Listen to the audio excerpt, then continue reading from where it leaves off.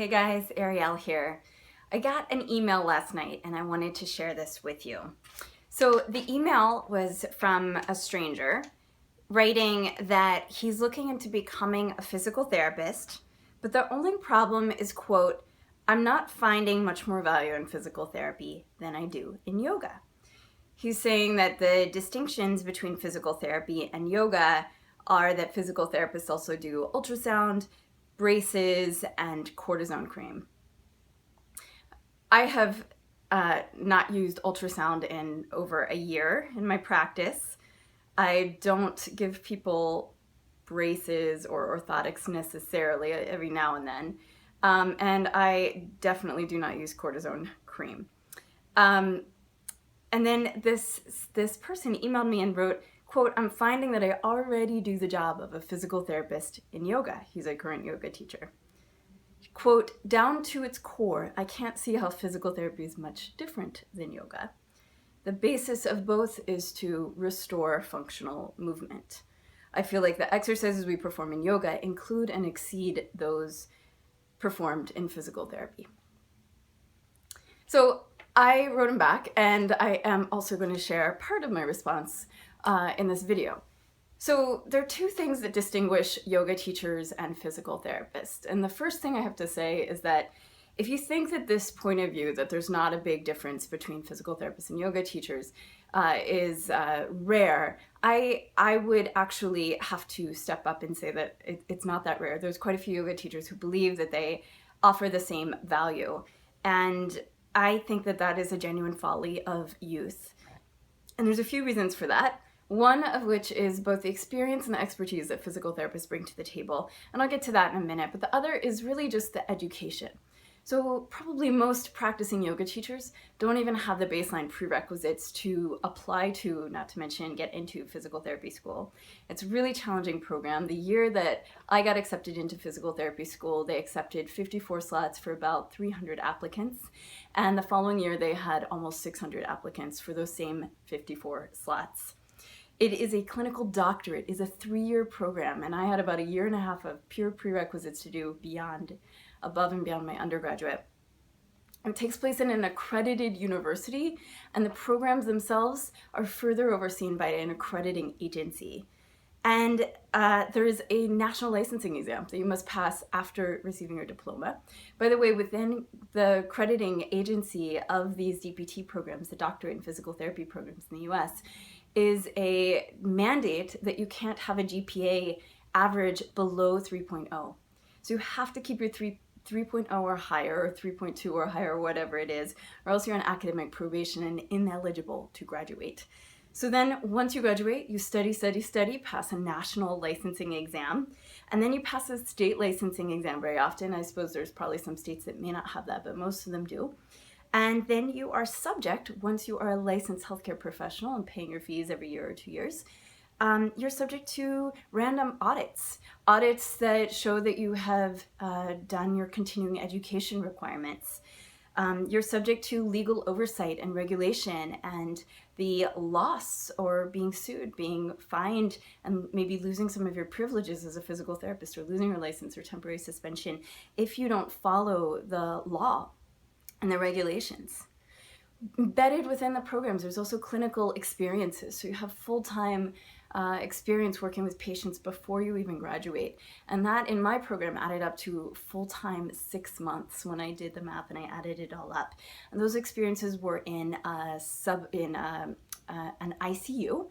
I was in an ICU for 4 weeks. I was in a setting where I worked predominantly full-time with workers' compensation. I was in a setting where I worked full-time with people who have spinal cord injuries and neurologic injuries. I was in an outpatient general orthopedic setting where we saw everything under the sun, from surgery to ankle sprains to elderly to almost pediatrics. We truly saw everything. And there's one more that I'm missing, but it was very similar, orthopedic one, I believe. And then finally, there are physical therapists who complete residencies and specialize and become certified in pelvic floor or neuro or spinal cord injury, and you can go very, very deep in a number of different directions once you have a physical therapy degree, including wound care. So these are all subjects that we have to study extensively within our educational programs. So there's a huge, huge difference between a physical therapist and a yoga teacher based on just the education and just the licensing and the legalities of it, and just the actual how to get from point A to point B, what it takes to become a physical therapist. Not to mention that all of that education is very, very evidence-based. So we're studying treatment and tests and measures from the point of view of actual research that has gone into these programs. And then finally, there is this separate column. So even if you don't necessarily value all of that education, which is a huge time commitment, a huge resource commitment, financial commitment for people who become physical therapists, maybe you'll value the expertise and the actual experience that a physical therapist has as compared to a yoga teacher. So people who come to physical therapists are almost always in pain and are experiencing debilitating illness, right? And that could be, anything from an ankle sprain to what's known as Lou Gehrig's disease, ALS. You could have folks with multiple sclerosis or Parkinson's disease, or you could be working on a traumatic brain injury unit, dealing with anyone from the first week or first day or first 6 months of a traumatic brain injury. And of course, you can also be working with high-level athletes and returning people like Kobe Bryant or something like that, some stellar athlete to the field. And that requires a lot more specific information than just do 10 sun salutations. If you come out of physical therapy school, if you make it through that whole process, which for me took me more than 4.5 years, and you start in a full-time job, very, very likely you're going to have patient every half hour. And that's most likely to be set up in a way that you have patients for about 7 hours out of your 8-hour day. So you have quote unquote 1 hour to document, when in reality it usually takes a bit longer than that. But 7 hours of half-hour patient appointments comes out to 70 appointments in a 5-day week. And that means you're sitting down 70 times with one-on-one with some individual who's in pain, some individual who has experienced a huge physical trauma or sometimes mental and emotional trauma. And patients are skeptical and they ask questions and they have high demands.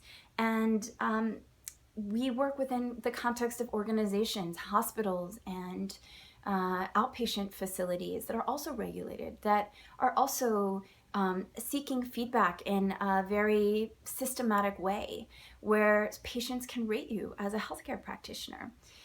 Things that yoga teachers don't necessarily face, right? That kind of constant feedback, other than class was great, right? And we sit through really meaningful continuing education classes. The education workshops, continuing ed workshops that I tend to sign up for, are usually 2 full days that start at 8 a.m. on a Saturday and go till 6 p.m.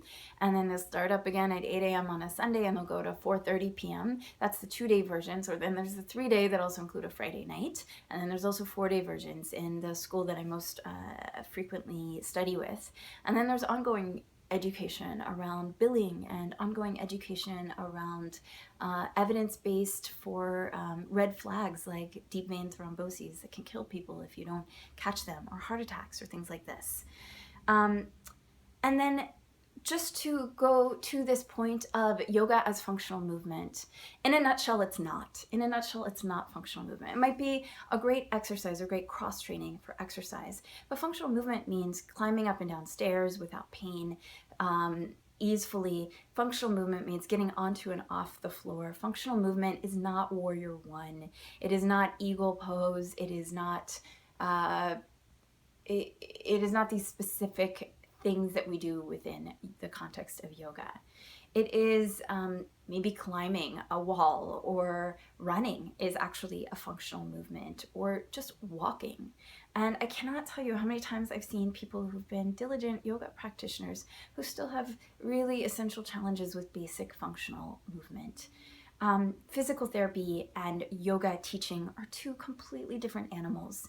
And if you really want to know, I recommend that you go shadow a physical therapist for at least a day, and maybe consider shadowing a physical therapist in a few different settings: a hospital setting, an inpatient setting, an outpatient setting, a setting that sees pediatrics, a setting that sees maybe wound care, a setting that allows for, you know, a huge variety of people coming in off the street with and without insurance, for example, or good insurance, so to speak.